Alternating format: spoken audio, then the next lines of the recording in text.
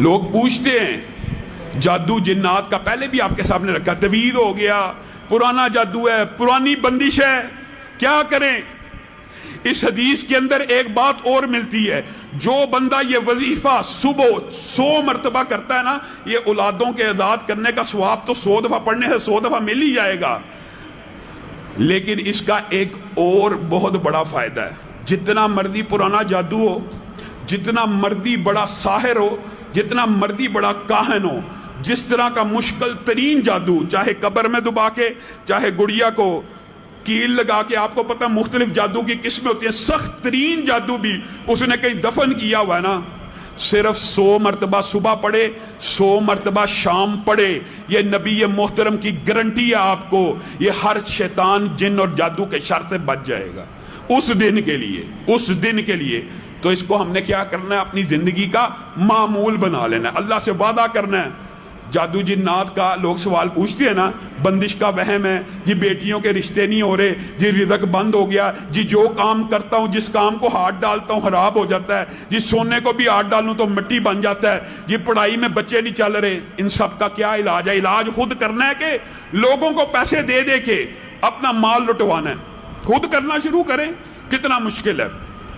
نبی کریم صلی اللہ علیہ وسلم کہہ رہے ہیں صرف 100 مرتبہ صبح پڑھ لو، 100 مرتبہ شام پڑھ لو، جائیے، اللہ کی قسم آپ کو کسی عامل کے پاس، کسی رقیہ شریعہ کرنے والے کے پاس جانے کی ضرورت نہیں ہے، آپ صرف یہ وظیفہ شروع کریں، اگر بدلاؤ نہ آئے، تبدیلی نہ آئے، رحمتیں نہ آئیں، برکتیں نہ آئیں، مجھے آ کے پکڑ لینا۔ آپ خود شروع کریں۔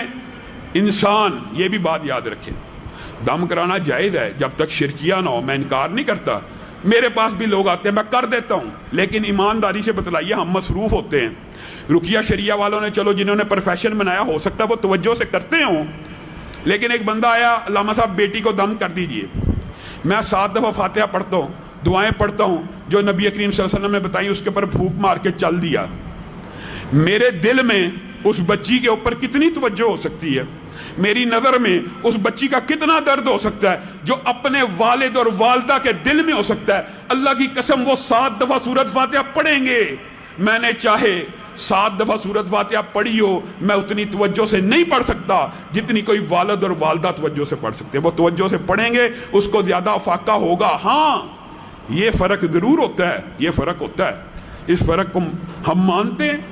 ایک وظیفہ ایک عامل نے یا ایک عالم نے 1,00,000 دفعہ سورۃ فاتحہ پڑھی ہے، والد نے زندگی میں 1000 دفعہ پڑھی ہے، اثر کا فرق ہو سکتا ہے، اثر کا فرق ہوتا ہے، لیکن جب آپ خود اپنی اولاد کا، اپنے گھر کا علاج کرنا شروع کریں گے تو انشاءاللہ آپ کے بھی وظائف کے عدد بڑھ جائیں گے، چاروں کل کثرت سے پڑھنا شروع ہو جائیں، آپ کے اوپر سے جادو جنات ختم، سورۃ بقرہ کی آخری 2 آیات سورۃ بقرہ کو پڑھنا شروع کر دیں، فاتحہ کو پڑھنا شروع کر دیں۔ اور فاتحہ کا ایک بات اور بھی یاد رکھیے، بات آئی ہے تو کہہ دیتا ہوں، فاتحہ ایک عام نمازی کی بھی بڑی مؤثر ہوتی ہے، ایک عام نمازی کی، میں علماء کی بات نہیں کر رہا، وجہ کیا ہے؟